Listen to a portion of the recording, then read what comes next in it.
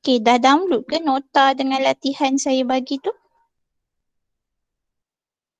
Dah, madam. Kira slow lah medium. Lambat sikit Ya. lah dulu. Okay. Semua tu tak tu. Tak apa, yang penting download yang topik 3 dulu ya, dengan latihan topik 3. Dah, madam. Sebelas. Sebelas. Adik, 11. Okay, so nampak tak saya punya skrin? Boleh kot tutup mic tu. Nampak. Nampak. Joy, tutup mic Joy. Adik. Sebelas. Masih terkawal ke? Kawan nak join pun boleh juga. Koklah dia tak masuk lecture lagi.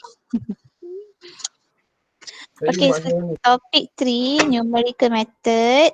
Kita ada 3 subtopik. So the first one is solution of nonlinear equation.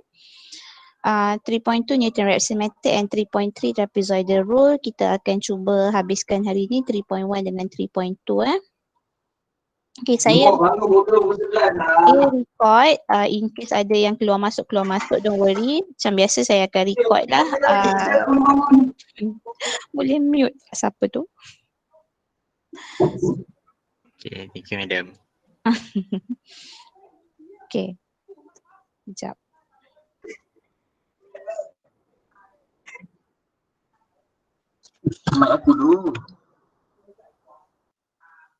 Okay. So, mana tadi? Saya punya slide. Semua orang nampak ke slide saya? Masih nampak slide saya? Nampak. Nampak, madam. Okay.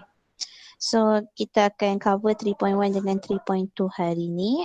Saya cakap tadi, saya record meeting ni. So that nanti siapa yang terkeluar masuk sebab line tu boleh tengok balik lah lepas ni. Alright. So, solution of non-linear equation. So, what is the real root? Bila dia sebut non-linear equation. Madam, saya nampak lagi. Nampak kan? So, bila dia sebut non-linear equation, maksudnya equation yang kita akan deal with ni bukan linear. Maksudnya, kita akan tengok contoh nanti. Okay, yang penting sekali, what is real root?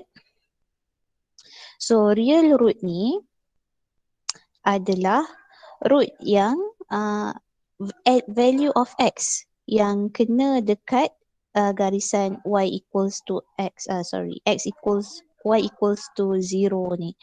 So, maksudnya garisan paksi x ni lah. So, what is root? Again, root adalah value x yang kena dekat paksi x ni. So, ini kita panggil sebagai root. So, sebelum ni pun awak dah belajar root kan? Root, factor, zeros of polynomial. So, awak dah tahu dah macam mana nak cari root. Mula-mula kita kena samakan dengan kosong. Lepas tu kita cari dia punya value of x. So, itu kita panggil root. Itu secara pengiraannya lah. Tapi dalam graf, apa itu root? Root tu ini yang saya tunjuk dengan anak panah ni. Dan dia kata root x lies between a and b. So kalau a ni 1, b ni 2, agak-agak apa nilai root kita? Lagi sekali saya ulang, katalah a ni 1, b ni 2. Agak-agak apa dia ni? 1.5, 1.6, 1.7. Apa-apa value lah di antara A dengan B. Selalunya kita akan estimate dia sebagai 1.5 sebab tu value tengah-tengah kan. So anyway, dia nak cakap kat sini, kalau root to lies between A and B, value Y dia, which is kalau dekat A, value Y dia adalah FA. Kalau dekat B, value Y dia adalah FB. Nilai FA dengan FB ni dia punya sign berbeza. Maksudnya satu akan positif, satu akan negatif. Nampaknya kat sini FA positif, FB kat bawah dia negatif. So dia adalah opposite sign. Maksudnya betul lah root kita tu lies between A dengan B. So untuk cari root ni, untuk approximate root ni ada dua cara. Yang pertama adalah menggunakan graph, yang kedua adalah menggunakan algebraic method. So kita akan pergi lebih lanjut nanti, tengok example supaya awak faham macam mana nak guna graph, macam mana nak guna algebraic method. Tapi kenapa saya sebut sebagai first approximation, saya tak sebut root? Sebab root tu adalah value dia yang exact. Tapi first approximation ni macam saya katalah, kita tak tahu what is the exact value of the root here, tapi kita tahu dia di antara 1 dengan 2. So first approximation mungkin Shasha punya first approximation 1.2. Natasha punya first approximation 1.5. Nadi punya first approximation 1.7. So boleh first approximation can be anything between A dengan B lah kalau dia tak cakap. First approximation ni maksudnya apa? Nilai pertama yang kita consider untuk dapatkan root tu. So maksudnya kita akan ada second approximation, third approximation, fourth approximation. Maksudnya approximation yang seterusnya akan jadi lebih better, lebih baik. Maksudnya dah menghampiri dengan root tu. Tapi untuk dapatkan first approximation ni, kadang-kadang soalan bagi, kadang-kadang kita kena cari sendiri guna graphical method ataupun algebraic method. Okay, so macam mana soalan yang melibatkan 3.1 ni? Soalan dia selalunya macam ni. Kita tengok example 1. Dia kata show that the equation has a root that lies between -3 and -2 algebraically. Algebraically tu maksudnya kita kena guna kaedah yang kedua ni. Kaedah yang algebraic method ni. So macam mana nak guna kaedah algebraic method ni? So tadi kita kata kalau ada root di antara A dengan B, maksudnya FA dengan FB kena ada different sign. So barulah kita kata the root lies between A and B. So contohnya soalan example 1 ni, kita ada equation ni, kata show that the equation has a root that lies between -3 and -2 algebraically. So first thing first, kita kena tahu what is our function. Ini bukan function, ini adalah equation sebab dia equate dengan kosong. So function kita adalah x cube minus 6x plus 7. So beza ni equation, yang ini adalah function. So kita kena dapatkan dalam bentuk function, tulis dalam bentuk function supaya kita boleh cari f negative 3 dengan f negative 2. Kalau kita nampak kat sini, f negative 3 yang kita dapat adalah less than 0. F negative 2 yang kita dapat is more than 0. Maksudnya satu lebih kecil, satu lebih besar. So maksudnya apa? Maksudnya kita kata since F negative 3 is less than 0 and F negative 2 is more than 0, there is a change of sign. Ada perubahan tanda. Satu negatif, satu positif. Ataupun kalau awak tengok buku rujukan, dia tak cakap change of sign. Dia kata ini negatif 2 darab 11 dapat negatif 22 kan. So less than 0. So bila jawapan tu negatif, maksudnya satu positif, satu negatif lah. Sebab kalau dua-dua positif ataupun dua-dua negatif, kita akan dapat jawapan dia positif kan. So satu positif, satu negatif, bila kita darabkan kita akan dapat negatif. So kalau buku rujukan, dia tak guna there is a change of sign, dia guna F negative 3 darab F negative 2 less than 0 pun samalah maksudnya. Maksudnya F negative 3 dengan F negative 2 ni ada change of sign. So kita kata since there is a change of sign, therefore the root lies in the interval negative 3, negative 2. So itu je cara untuk show bahawa the equation has a root that lies between interval negative 3, negative 2. Okay. Itu satu contoh. Okay, kita pergi kepada contoh seterusnya. Show algebraically that the root of the equation lies in the interval. Okay, sama. So dia nak suruh show algebraically juga. So macam mana nak buat tadi saya kata cari dulu function awak apa. So ini adalah equation. So kita tukar dia dalam bentuk function. Maksudnya kena arrange balik lah. Bila kita arrange balik, kita akan dapat 2 kuasa x tolak x cube equals to 0. Which kita boleh let kita punya fx sebagai 2 to the power of x minus x cube. Betul? Macam ni. So yang ni equation, yang ni function dia. Okay, itu first step. The second step adalah kita cari f1.3 dan kita cari f1.4. Nampak tak ada perubahan tanda? There is a change of sign. So, kita pergi kepada ayat conclusion tu, kita kata since f1.3 dengan f1.4 ni satu lebih besar pada kosong, satu less than 0. So, there is a change of sign. Therefore, the root lies in the interval 1.3 dengan 1.4. Maksudnya kita dah show lah algebraically. Okay, semua dapat ke untuk example yang pertama ni? Dapat medium. madam. So kalau Dapat. dia suruh show algebraically, kita guna kaedah ini. Cari fx, lepas tu tengok ada change of signs ke tak. Kalau ada, maksudnya yes, the root lies in the interval. Macam saya katalah, bila soalan tu adalah soalan show, dia mesti boleh show. Bukannya not shown, tak ada, there is no such thing. Unless kalau dia kata determine macam tu. Kalau determine tu boleh jadi yes or no. Tapi kalau show ni memang show je lah.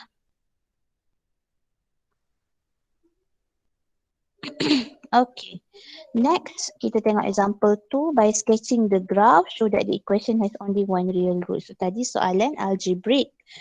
So yang ni dia suruh sketch graph pula. Tapi ingat kita punya function ni bukan linear. Nampak tak dia bercampur dengan exponential dengan linear. So this is a non-linear equation. So macam mana kita nak buat?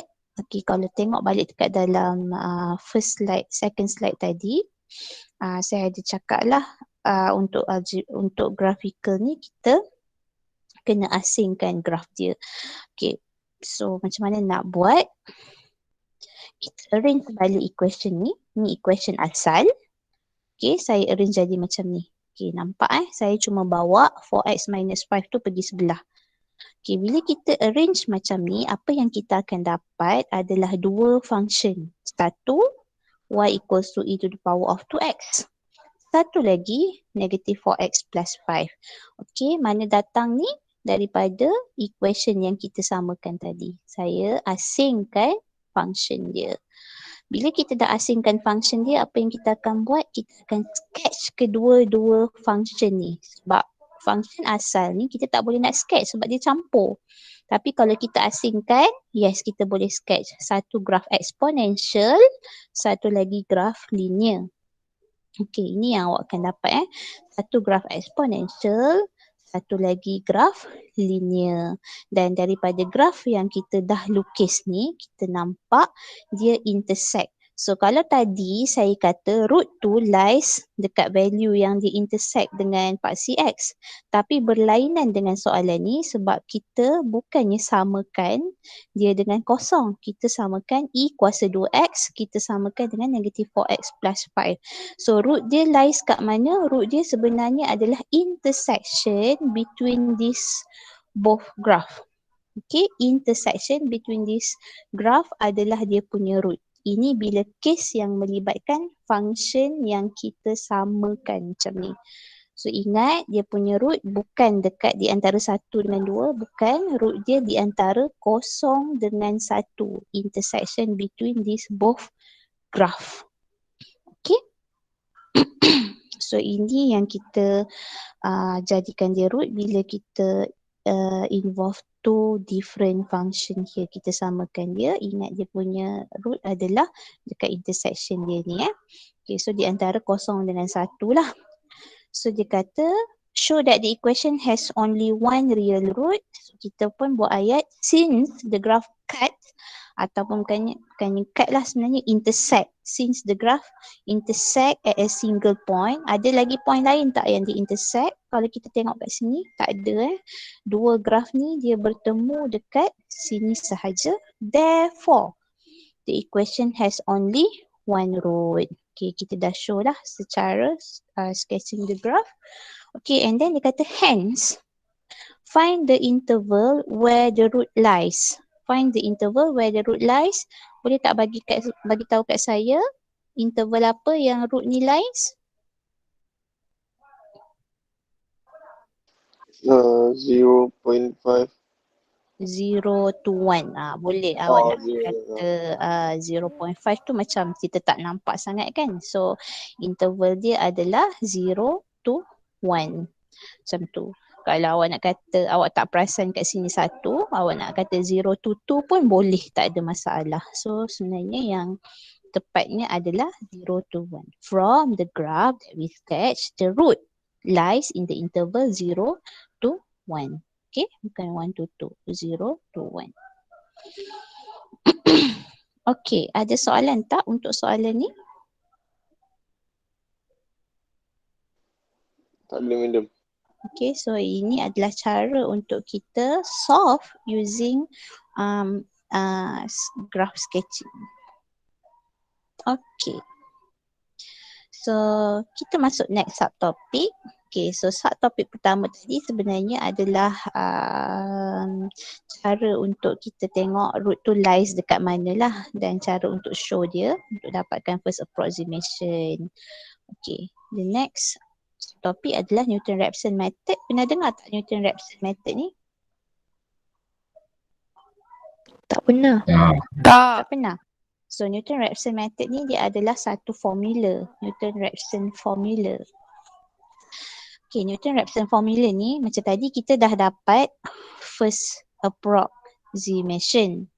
So kita tak tahu exact root tu berapa. So kita boleh guna Newton-Raphson formula ni untuk dapatkan root yang hampir tepat dengan root yang sebenar. So bila kita ada satu value first approximation, saya kata second approximation yang kita akan dapat tu adalah lebih baik. Third approximation lebih baik. Fourth approximation lebih baik. So nak guna apa untuk dapatkan better approximation tu? Kita guna Newton-Raphson formula. Okey, sekarang semua orang ada calculator tak dengan awak semua? Ada. Ada. Get ready dengan calculator sebab chapter dia senang tapi awak mesti tahu macam mana nak guna calculator. Okay, get ready with your calculator. Kita nak pergi example seterusnya. Find the solution. So bila dalam maths disebut solution, maksudnya dia nak value of x ni lah kan, which is root kita. So dia suruh cari solution sebenarnya to 4 decimal places by using Newton-Raphson method with x naught equals to 0.5. X naught ni apa? X naught ni adalah first approximation. Macam saya kata tadi, kita belajar 3.1 tadi tu sebab mungkin soalan tu dia bagi first approximation macam soalan ni. Atau mungkin dia tak bagi pun first approximation tu. So kita kena guna balik 3.1 ni untuk cari first approximation kita. Tapi untuk example ni tak ada masalah sebab dia dah bagi siap-siap lah first approximation apa. So macam mana nak guna Newton-Raphson formula? Tengok balik formula dia, kita perlukan value x sebelum dengan fx dengan dia punya differentiation. So kita dah ada value x sebelum which is the first approximation lah 0.5. Okay, dan fx kita adalah 3x plus cos x minus 3. So dia bagi equation, saya kata tadi dia bagi equation, kita kena cari kita punya fx function. So this is our function. Dan kita juga perlukan differentiation dia. So f prime x equals to 3 minus sin x sebab 3x differentiate dapat 3, cos x differentiate dapat negative sin x. Macam tu. Okay. Okay, so kita akan guna Newton-Raphson method ya semua. So ini adalah formula Newton-Raphson method, saya tulis balik. Okay, so kita akan guna mode calculator yang CLC tu, calculate tu. Jumpa kan semua mode calculator tu? Okay, so macam mana nak guna mode calculator tu? Okay, first kita akan masukkan formula ni dekat dalam calculator awak. Tapi ini bukan 0.5 lah. Kita akan masukkan x minus 3x plus cos x minus 3 over 3 minus sin x.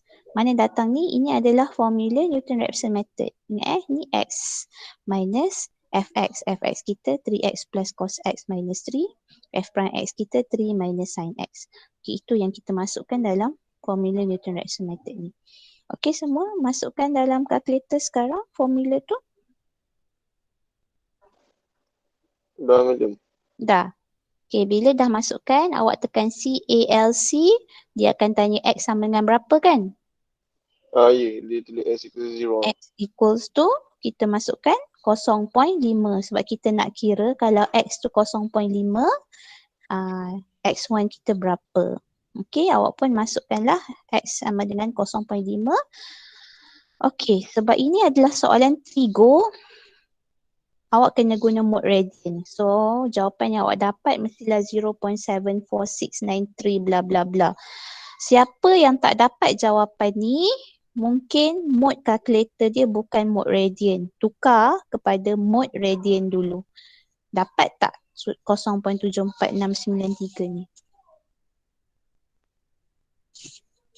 Dapat, madam. Okey, dapat. Yang lain semua ada yang tak dapat?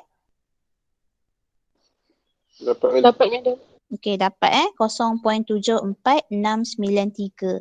Maksudnya kalau yang kita ada tadi X naught adalah 0.5, yang kita dapat ni adalah X1 0.74693. Okey. Lepas tu kita akan cari pula X2. Macam mana saya dapat 0.75789 ni? Awak tekan mode calculator CALC tadi. Dia akan tanya lagi kan X sama dengan berapa? Kalau tadi kita masukkan 0.5 sebab itu kita punya first approximation. Untuk mendapatkan X2 ni kita akan tekan answer. Sekali lagi saya ulang, tekan calculate answer. Calculate answer. Awak akan dapat 0.75789. Okay, awak tekan lagi calculate answer, awak dapat 0.75791. Awak tekan lagi calculate answer, awak akan dapat 0.75791. Okey. Jangan tekan laju-laju. Maksudnya dapat satu jawapan, tulis. Dapat satu jawapan, tulis. Dapat satu jawapan, tulis. Macam itulah. Okey ke semua? Dapat. Okey, kalau Okay, madam. ada yang tertinggal tu tak apa, kita cuba lagi lepas ni.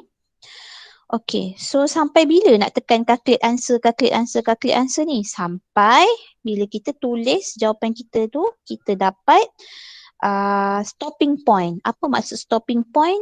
Dia berulang. Jawapan yang kita dapat tu berulang. Calculate until reach the stopping point, which is repeated lah. Jawapan yang kita dapat tu repeated. Okay, so barulah kita tahu kita kena stop dekat situ. Okay. Dan jawapannya adalah 0.7579, correct to 4 decimal places. Okay.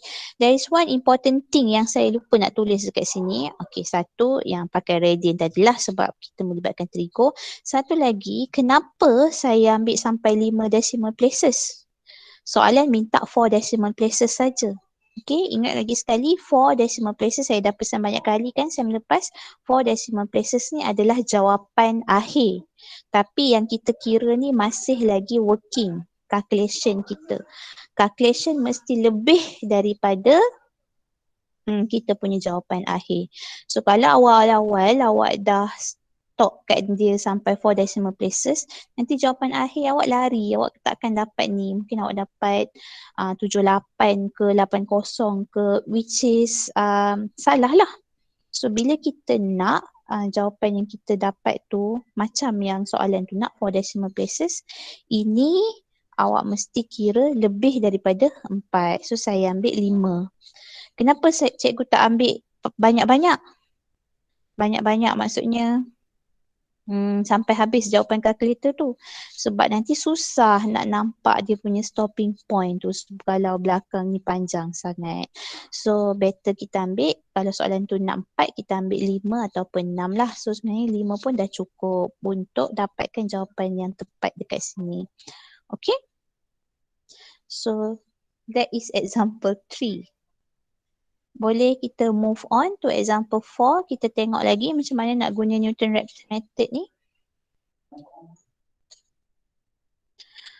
Okay, kita ada equation that has a root that lies between 1 and 2 by taking 1.5 as the first approximation.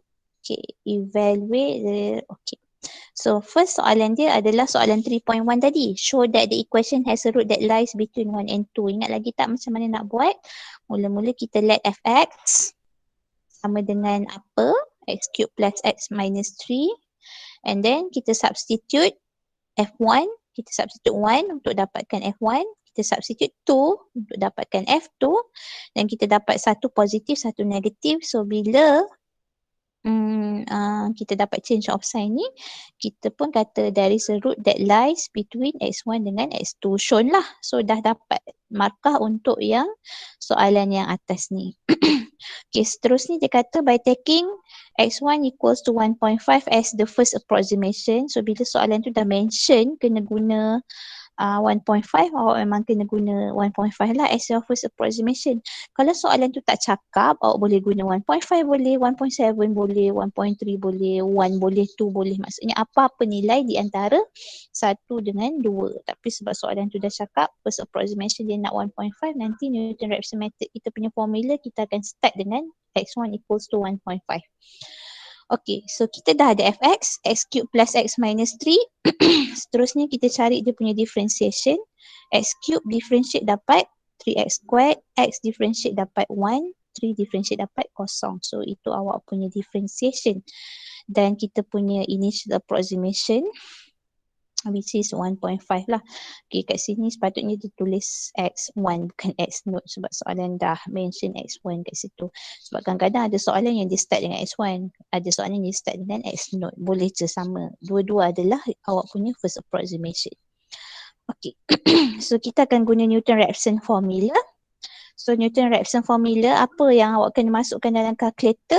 Kita akan masukkan x minus x cube plus x minus 3 over 3x squared plus 1. So ini adalah formula yang awak kena masukkan dalam calculator. So that's why saya kata siapa yang pakai calculator kelas Swiss dengan calculator silver tu dia senang lah sebab dia boleh nampak terus formula ni dekat dalam calculator. Tapi siapa yang guna calculator hitam tu tak nampak sangat sebab kena guna banyak kurungan sebab kalkulator hitam tu kan sebaris je kan.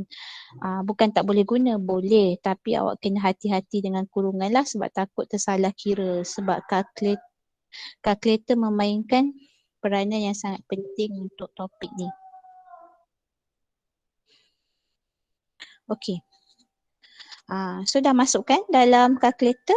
Lepas tu carilah, dia kata tekan calculate, dia tanya x sama dengan berapa kan? X sama dengan berapa?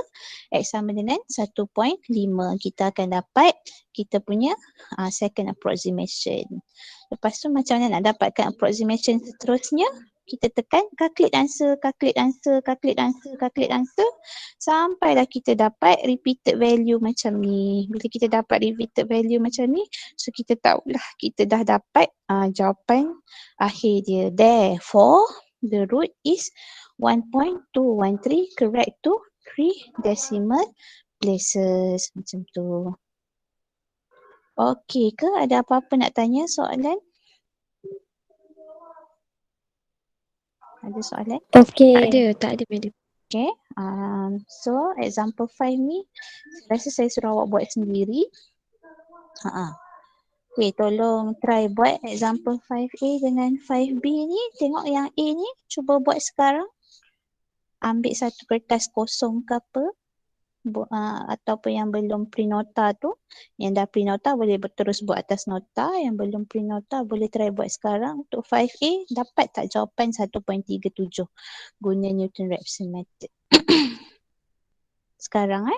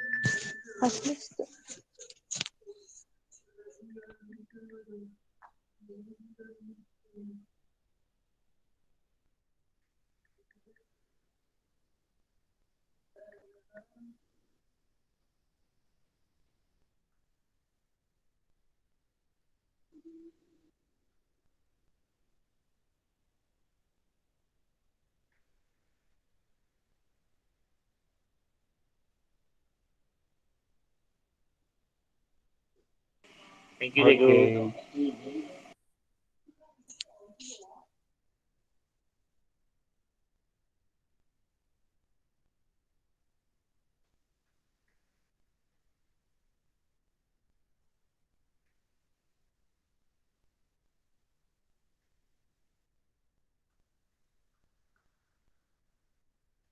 Thank you, madam.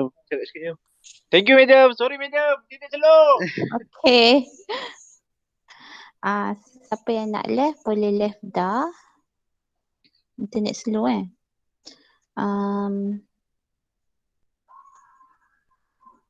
Yang 3.3 trapezoidal rule kita sambung esok dalam next lecture. Okay? So thank you everyone. Thank you, Medium madam. record full medium kan? Saya record. Thank you, cikgu. Saya